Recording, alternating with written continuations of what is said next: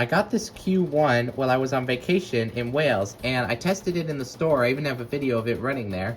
However, as soon as I took this thing home and ran it on my track, it stopped working. The engine has come loose or something inside it has broken. It is not running anymore. And today I'm going to be trying to fix it. We're going to take it apart and hopefully fix the issues so we can have a proper Q1 that actually runs. Now I have already opened up this engine and I do know what the issue is. The drive block with the worm gear on it has come loose and it's no longer turning the gears properly to move the wheel. So all I have to do is just push that part back into place and glue it there, which I bought some of this JB Weld. This is supposed to help glue metals together, and we're just going to apply a little bit of that on the motor block and hopefully that will keep it in place and it can mesh and drive the engine. Before we do that though, I am going to test it on the track real quick just to show you what I mean. See, it's slowing down, you can hear it clicking. That's because the gear is skipping. It's not glued in properly.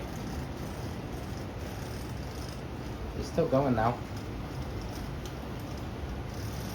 Well, he did a lot better than I thought, but still definitely needs some work done. So let me open it up real quick and we can take a look at the mechanism on the inside. Looks like there are 4 screws here, and then we can take off this plate. This is me from the future here. I have no idea why I took off that plate. It was not necessary. I did not need to do that. This is a very nice looking engine, so I hope I can get it to work. I mean, I would love to have a Q1. It's such a cool type of engine. If we have any Neville fans here, this is Neville. I love Neville. I gotta have Neville. It's like everybody's favorite character. Everyone loves Neville. Now with that plate off, I can go about taking the body off. So it looks like there's just a screw here under the coupler, and then there's one in the funnel also.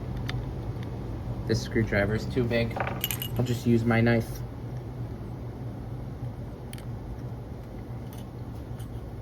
Knife is too small. I'll just use whatever this thing is.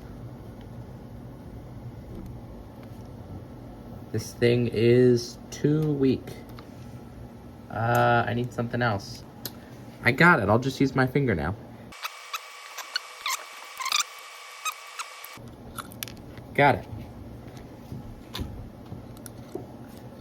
And then there's just one more in the tender, or in the smoke box. Got that, and then we can probably just pull the body off here. I hope. Whoop, there we go. Now, in hindsight, I don't know why I took the parts off the bottom. I did not need to take apart the motor in order to access this top part, but whatever. I mean, I'll just put it back together. It doesn't matter. The good thing is we got access to this motor here, and I can glue it back in place now. See, this motor here is the issue. It keeps coming up, and that prevents the engine from driving. But if I can just push it down here like this, that solves it, and then it can drive when it's down. Here, I'll put it on the track, and I'll show you what I mean. So I've reassembled the chassis here to demonstrate this.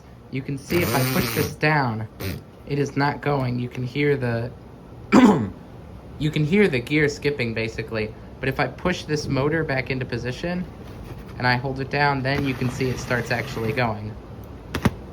So with the motor in place, it will move, but with this motor up, it skips and it doesn't go. So all I've got to do is glue the motor down so that it doesn't come unstuck. And that is where the JB Weld is going to come in handy. So what I've got to do for this stuff, you kind of have to prepare it. You have to squirt both tubes into one pile and then mix it and then apply it to the body. So let me get it open and I'll figure that out. I've got a little tray here, and here is the JB little faucet bit here. So I can just squirt both of these in. I probably don't need very much. That'll probably be fine. And then I just mix up those two together. And then I'll just apply this finished paste to the model, and that should glue the motor in place properly, hopefully. Alright, that should be properly mixed. I'm gonna get a toothpick here so I can apply it to the motor. Here's the motor, and I'm just gonna put a couple little bits of it around the edges so it sticks in place. Gotta be careful not to get this stuff anywhere else. I don't want to damage anything. But I'll just kind of coat it around this edge here. Hopefully this doesn't cause any problems. And I'm gonna put a little bit down here where the crack is, if you can see that. I'm making sure to hold the motor very tightly while I do this so it glues it in the right spot. And then a little bit on the other side.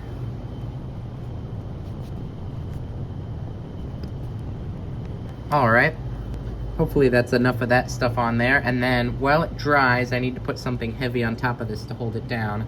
Let me find something real quick. All right, I've got it held down with this weight here, and all I gotta do now is leave it for a couple hours and let the glue dry. All right, the glue has set, and I've got the Q1 chassis here on the track to test it. Let's see if it'll drive this time. All right, that looks great. Beautiful. I've taken off this little cap here above the worm gear, and I've put a little oil on this gear here, so hopefully it can mesh better and it'll help it run better. But I think I can put the shell back on now. And then I can set about putting some of these parts on the engine back in their place. I think there are 3 parts that need to be fixed. Number 1 is this step here got bent while I was taking off the chassis. The second one being the brake rigging, I had to take that off. And third being this little sandpipe came off while I was taking off the chassis also. So I've got some glue here that'll help put these back in place. This is Gorilla Epoxy Clear, and I'm just gonna make a little bit of it and then put it on a toothpick and attach the parts. Now the tray already has hardened glue in it, so I'm just gonna use the other side here. And I can just spray out a little bit of each glue. Probably good. I can just mix those together. Try not to spill it anywhere.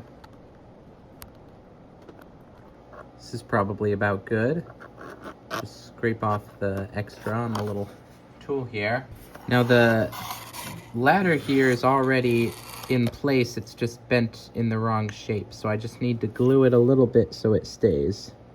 You can see that. And then I'll just put it back into its place here.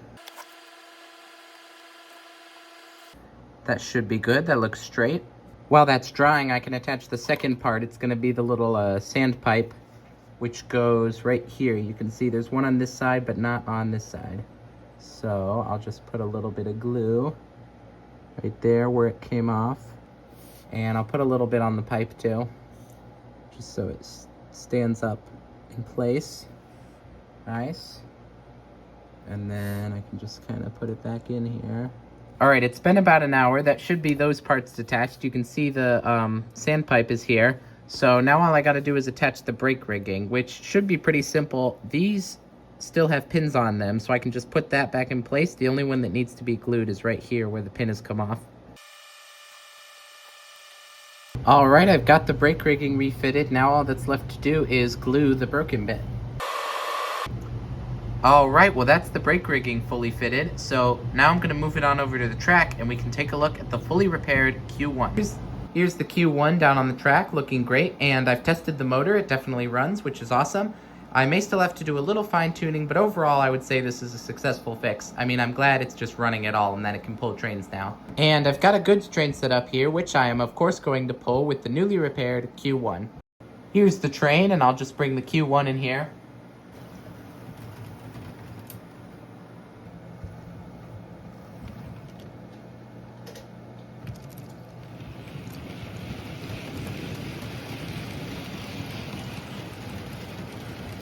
So there is the Q1 running happily as it did when I bought it. I would say this repair was definitely a success, and I am super happy to have the Q1 back in my lineup of engines. But with that all said, thank you so much for watching, and I will see you in the next one. Bye!